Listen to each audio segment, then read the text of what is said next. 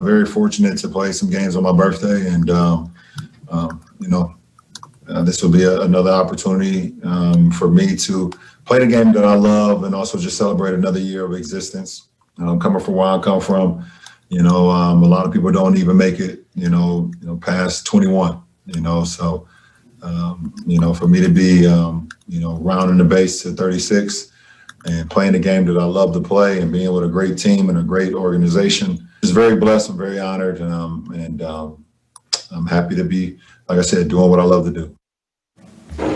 That shiny ring sure makes it nice. And yeah, LeBron is now 36 years old. Nearly half of his life has been as an NBA player. And if he plays today, which he is scheduled to, it will be the 8th time he's played on December 30th in the NBA. So we found great plays from LeBron on his birthday. We'll look past to see wide open. Rebound crushed by LeBron. Oh, he liked that one. He let out that little rebel yell there after he slammed that one down there. Complete with a cake, candles, and they all blow it out for the 25th birthday of King James. He moved their feet on defense. Now Shaq against Josh Smith, a double team. LeBron James burning accurate rubber as he headed down the lane. Well, the big fella waited for LeBron to make his move. Throws the hammer down, the king, on his birthday. LeBron with a steal, a breakaway. Having fun on his birthday. And LeBron, put some mustard on it on your birthday, baby. There you go. Now, Brian, those were his best NBA birthday plays, but did you see one during his high school days you were telling our producers about? Yeah. The day he turned 17, he played in a tournament in Lewis, Delaware. The slam dunk to the beach, had one of the most amazing plays of his career when he forced overtime with a 4-point play at the buzzer. Buzzer beating 4-pointer, got fouled, made the free throw, lost in overtime. But we won't bring that up. One of the great plays of his life. Amazing. All right, Perk, as someone who just turned 36 yourself, how much longer can you see LeBron playing like the LeBron we've seen play all these years?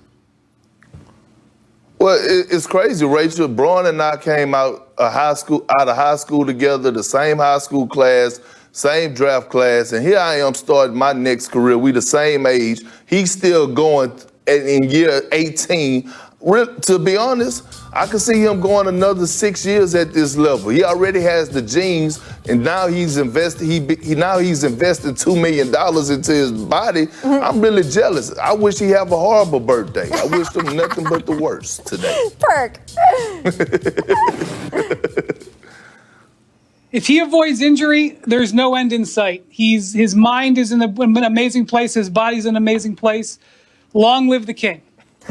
It really has been incredible to watch. And my advice for anyone betting against LeBron is keep your money, because every year so far, that has been a losing bet. Boy, look at those numbers as he has gotten older, and the mileage on him too. It's not just the years or the minutes played, it's the games played. It's the year after year after year without a substantive offseason, and he's ready to go at it again after the shortest offseason in NBA history. All right, guys, let's switch over to the Grizzlies, because they announced Tuesday that Ja Morant is going to miss 3 to 5 weeks with a grade 2 ankle sprain.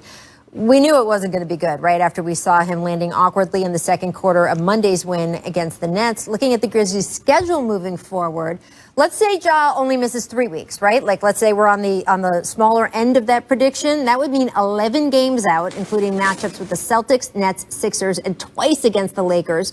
Now, if his recovery takes 5 weeks, and we've talked on this show that the Grizzlies are going to be careful with him, well, he could miss 7 more games on top of those, including a back-to-back against Portland. So seeing's 5, but there are a few Pelicans highlights in there. Eric Bledsoe from behind the backboard. Perk, where does this rank on the behind the backboard shot scale? It ranks high, and the reason being, Rachel, is because Eric Bledsoe haven't been able to hit a shot. So for him to hit this shot, he ranks pretty high up in that category. I give it an 8 out of 10. 8 out of 10 is not bad, friend. Oh, my God. Miss Subtlety. Kelly Oubre, friends, misses his first 17 threes of the season, but he made one last night, and Kent Bazemore is hyped.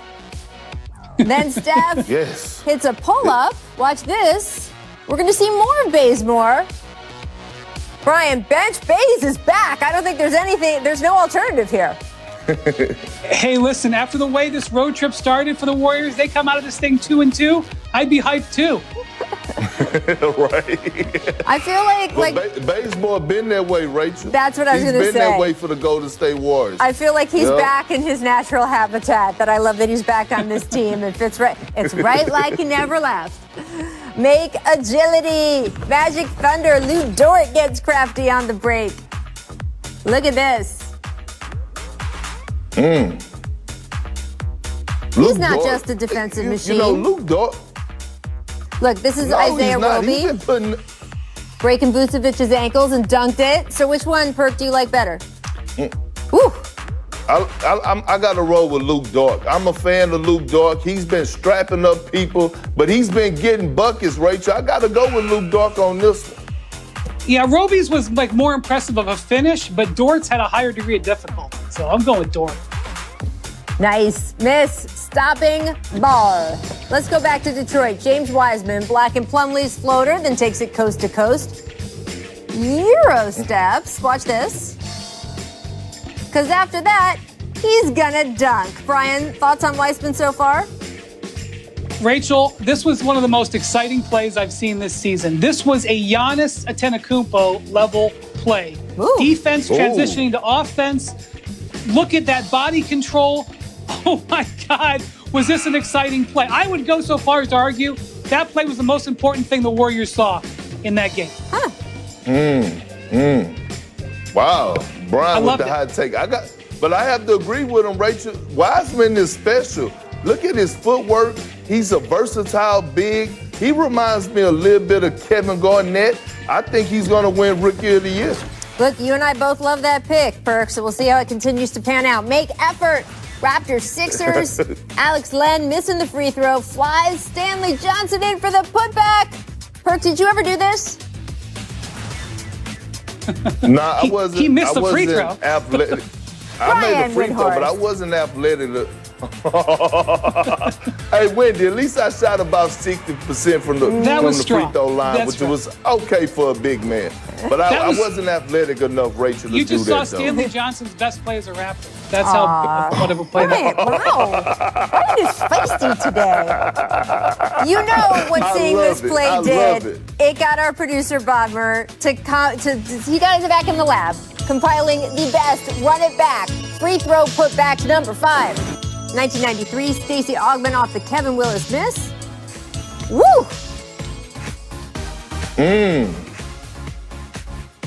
Ooh! Back in the old days. Stacey Augmon. Oh. Elevation. Ooh. I wouldn't say the old days, though, Rachel. 93 was the best years of ever right there in the 90s. I know who I'm talking to on this show, Perk. 2003, Ricky Davis going baseline for the flush. Pretty Ricky. Ricky Davis. Brian, People forgot about Ricky Davis and how athletic he was. Let me just say I was at that game. That's exactly what I was about to say. 1990, Michael Jordan. Any highlight that ends with Michael Jordan, you know is a good one. This was an iconic play. Right? Out the way. And the face, come on. Oh, nice. So good. 97, rookie Allen Iverson, against the Sonics. And look what that man does. I didn't remember this play. This was a heck of a play, Rach. Yeah, you know, they call him the answer for a reason, Brian.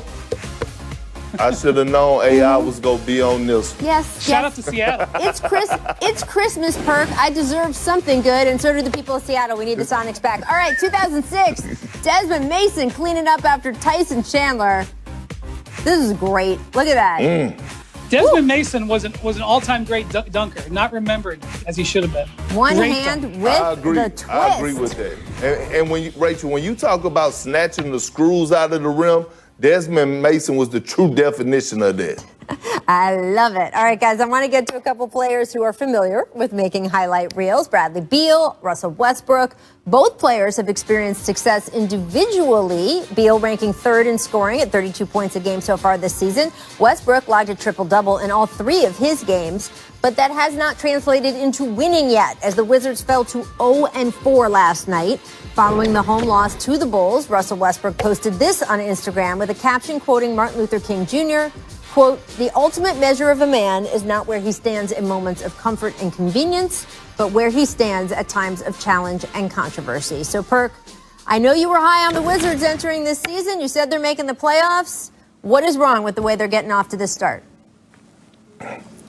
Well, I tell you what, it's nothing to do with them offensively. Right now, the Washington Wizards can't guard senior citizens at a nursing home at recess. They are just horrible on the defensive end. And it starts with Russ and Bradley Beal, the two captains, the two franchise guys. They have to set the tone, because right now, teams are getting whatever they want on the Washington Wizards on offensively. So defensively, they have to step it up. They have enough offensive power to score points. They're going to do that. But they got to start playing some defense and hanging their hats on the defensive end. And me knowing Scotty Brooks, he is not pleased right now. He's going to drill them in film, and they're going to pick it up. I'm not going to panic. They're going to pick it up on the defensive end. And by the way, they're going to get Rui Hachimura back, which will be huge for them, and they'll be okay. Yeah, I know that their defense has got to improve, but the other thing is Westbrook, he has good overall numbers, but his offensive efficiency has plummeted.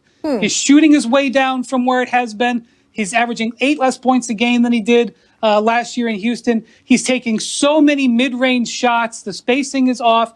He is not getting to the foul line. He's getting the foul line 3.5 times less than he did last season. Scott Brooks has been looking at different lineup changes. They are not getting efficient production out of Russell Westbrook, and that has got to be something you have, especially if you don't have a very good defense. And Scott Brooks did change the starting lineup in the second half last night, and he put Davis Bertans out there with Westbrook, trying to get more spacing, but it's not working. Westbrook has got to be more on the attack, and they've got to help him do that. And I'll tell you what, if Scotty Brooks doesn't get that aligned and fixed, we're going to start hearing rumblings, because this team is under pressure to win immediately with the Westbrook trade and Bradley Beal's contract situation. That's what I was going to ask. And I hate asking this question. Everyone around the league is so fond of Scotty Brooks, but how hot is that seat, given that Washington as a franchise has made it clear they want Bradley Beal there for the duration, but Bradley's made it clear he does eventually need to start winning? Well, Ted Leonsis has never been a guy who's got a hair trigger finger. He's always supported his coaches and general managers, maybe even to a fault, both with the Capitals and with the Wizards. It's not something he likes to do. But Scotty Brooks is on the last year of his contract, and that's well known. And the competition for the 8th seed is going to be very tight in the East. I mean, one of the teams I expect them to have to deal with for that 8th seed is Orlando. And Orlando, 1 week into the season, has a 4-game lead on them already. And so that's just a reality of this season, and we're going to wait and watch. But Scott Brooks is under some pressure. Forget about his job. He's under some pressure to make some lineup changes in the short term here to turn this around. Well, I think, Scotty will make the adjustments, and I agree. He is under pressure to win games. But you have to realize that guys have to get accustomed to playing with one another. Russ didn't really play in the preseason. Bradley Beal didn't play that much in the preseason. So guys are starting to come back in. Bertans didn't play in the preseason. And now Rui Hachimura is just coming back. So once they get the feel of playing with each other, and that's why I want to go back to your point, Brian, when you were saying about Russ being not being efficient. When you watch the Wizards game, it seemed like he's trying to get everyone involved and trying to show the world that he's the ultimate team guy instead of being aggressive. It's times that I was yelling at the TV saying, attack, attack, attack. But he was trying to be so unselfish and get everyone going instead of just being Russell Westbrook, and that's playing downhill, playing with a high motor and being aggressive and putting pressure on other teams' defense. I'm trying to picture Perk in his living room yelling, attack, attack, attack at the TV, and I'd be scared if I was walking by on the street. Brian mentioned the Orlando Magic. We're going to talk about them later in the show. Also coming up, as he turns 30, it's just one game. We're hearing that a lot around the NBA right now as teams struggle to find their footing after the shortest offseason in history. Hey, so we lost by 20, won by 40, whatever, it's just one game. Which is true, except one game doesn't mean what it used to. In this shortened season, every outing is one of 72, not one of 82, which is why when, say, John Morant is projected to be out 3 to 5 weeks with an ankle injury, it's all that much more devastating for a team like Memphis. It's also why, in Philadelphia, even just this second week of the season, it feels like there's an invisible James Harden-shaped ticking clock over the Sixers' heads. Will Daryl Morey and Doc Rivers be better than their predecessors at putting Joel Embiid and Ben Simmons in position to flourish together?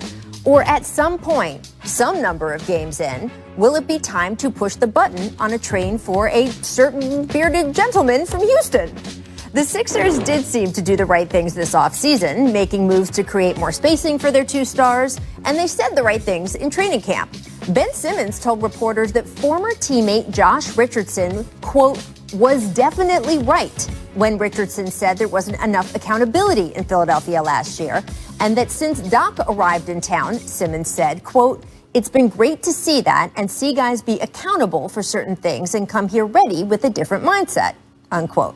Of course, those are all nice words, but now that the season has officially started, the games are what count. And last night against the Raptors, things did not start out well for the Sixers. Philadelphia trailed for most of the first half, shooting 29% from the field, just 22% from three.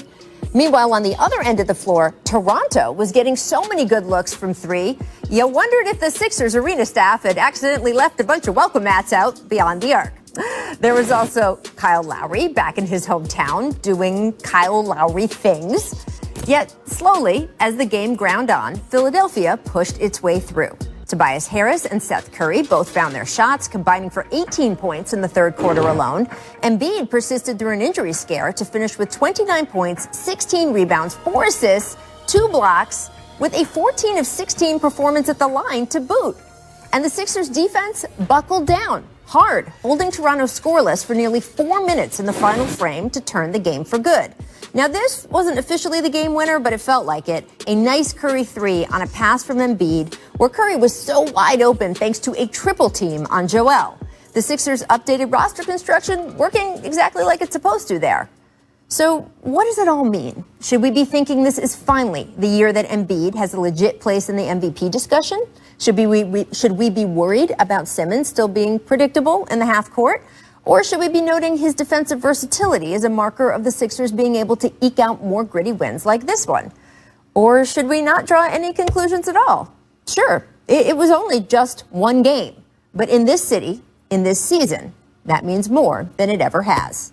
So, Perk, seeing as how that was just one game last night, they're just a few games in, are you buying the Sixers roster tweak so far?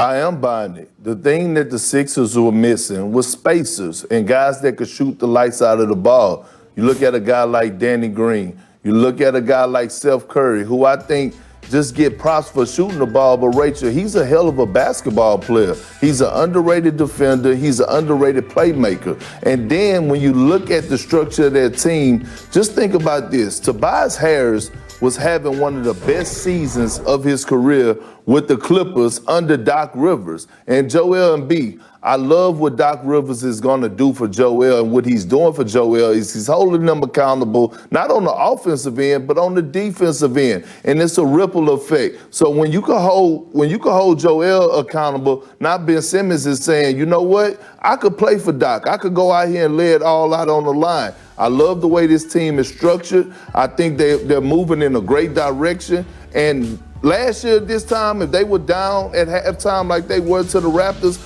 I don't know if we would have seen this same fight. But since Doc Rivers is there, one thing I know about Doc, his halftime speeches are going to be on point, and he's also going to get guys to rally back and play together, and that's what we saw yesterday from the 76ers. You know, from the start, when Daryl Morey and Doc Rivers got together there, they made it very clear that this was going to be a Joel Embiid-focused team.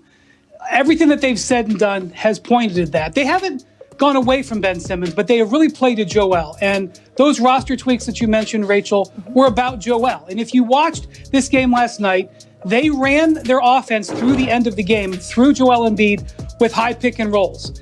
In their opener, where they had a 10-point comeback victory over Washington in the fourth quarter, they ran that whole fourth quarter offense through Embiid in the post. And, that is really what this is about. This is about giving Joel Embiid what he wants, which is the ball in his hands and control to be the kind of MVP candidate that he thinks he can be. The other thing is, Doc Rivers is putting no pressure on Ben Simmons on three-pointers. He has not taken a three-pointer yet. Last year, remember Brett Brown publicly announcing, yes, Ben, we want you to shoot a three every game.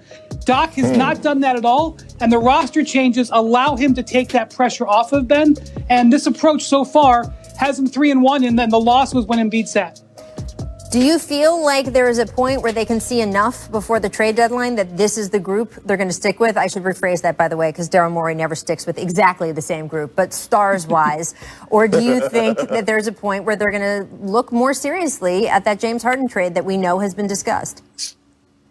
So the Sixers have the player that the Rockets, I think, can, that's probably the best deal that they can make right now, which is Ben Simmons. It's just a matter of constructing it in a way that satisfies both teams. If they really drilled down, they could probably get a deal done within a day or two.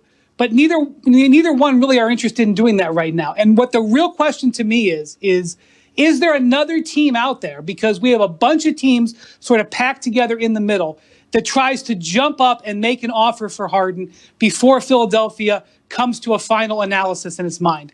And right now, at 3-1, and Embiid and Simmons playing like this, I would say they're farther away from a Harden trade than they were 2 weeks ago. Perk, what do you think? If you were Daryl, would you be looking to make that deal, or would you stand put with what you got?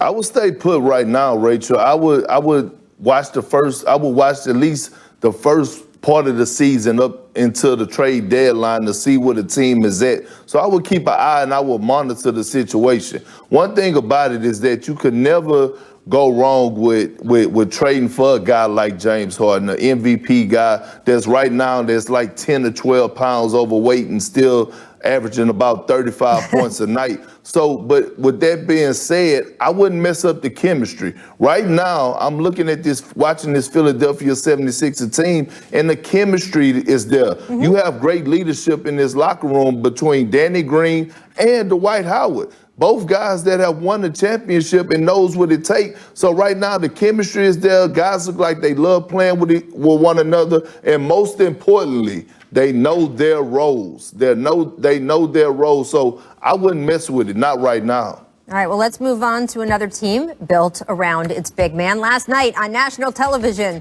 the Milwaukee Bucks beat the Miami Heat by 47 points. Now, to be fair, Jimmy Butler did not play for the defending Eastern Conference champs. Milwaukee did set a single-game record, though, with 29 made threes. In fact, every active Bucks player except Giannis Antetokounmpo made at least one three in this game. Now, the Heat face the Bucks again today.